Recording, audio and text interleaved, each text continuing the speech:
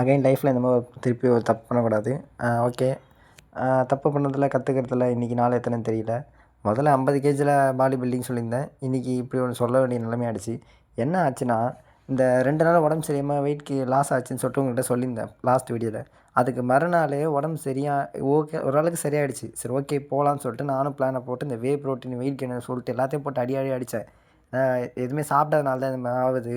So at least protein வச்சு ஒரு பாதி அளவுக்காச்சும் எடுப்போம். ஆல்ரெடி நான் பாதி தான் எடுப்பேன். 50 60 அந்த இது தான் எடுப்பேன். இதில் 30 கிராமாச்சும் எடுப்போம்னு சொல்லிட்டு தான் எல்லாத்தையும் எடுத்துகிட்டு போனேன் பக்காவாக.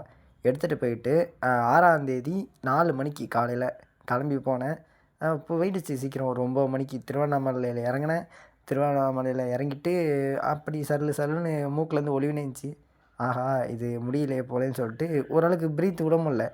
இன்றைக்கி பர்வதமலை ஏறினா மேலே இறந்தா கூட திருப்பி தூக்கிட்டு வர முடியாதுன்னு சொல்லிட்டு ஒரு தெரிஞ்சிருச்சு இது வேலைக்கு ஆகாதுடான்னு சொல்லிட்டு.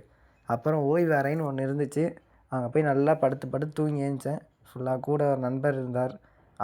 அவர் இல்லைன்னா அவ்வளோதான் போல. இந்த தப்பை யாரும் பண்ணாதீங்க. இது ரொம்ப பெரிய தப்பு. ஆனால் அவ்வளோ உடம்பு முடியாமையும் போனது பெரிய தப்பு தான். நான் ஏன்னா ஓரளவுக்கு சரியாச்சு. சரி வீட்டில் படுத்துனே இருந்தால் தான் ஓரளவுக்கு ரொம்ப இதுவாக இருக்குன்னு சொல்லிட்டு தான் நான் கிளம்பிட்டேன். அது இன்னும் மோசமாக நினச்சி கூட பார்க்கல. இது எல்லாமே டஸ்ட் அலர்ஜினால தான் வந்துச்சு. அதனால் இந்த சின்ன பிரச்சனைலாம் கொஞ்சம் கேர்ஃபுல்லாக ஹேண்டில் பண்ணுங்கள். இல்லை இந்த மாதிரி கஷ்டப்பட வேண்டியதாகிடும். சரி ஓகே. அப்புறம் உடம்பு முடியாத நேரத்தில் 7ஆம் தேதி ஒரு ஃபங்க்ஷன் இருந்துச்சு. சொல்லப்போனால் இந்த பருவதமலை போகிற காரணமே இதுதான். சரி 6ஆம் தேதி இங்கே முடிப்போம், 7ஆம் தேதி ஃபங்க்ஷன் முடிக்கலாம்னு சொல்லிட்டு கடைசியாக என்ன முடிச்சு விட்டாங்க. சரி ஓகே ஃப்ரெண்ட்ஸ் போயிட்டு வரேன்.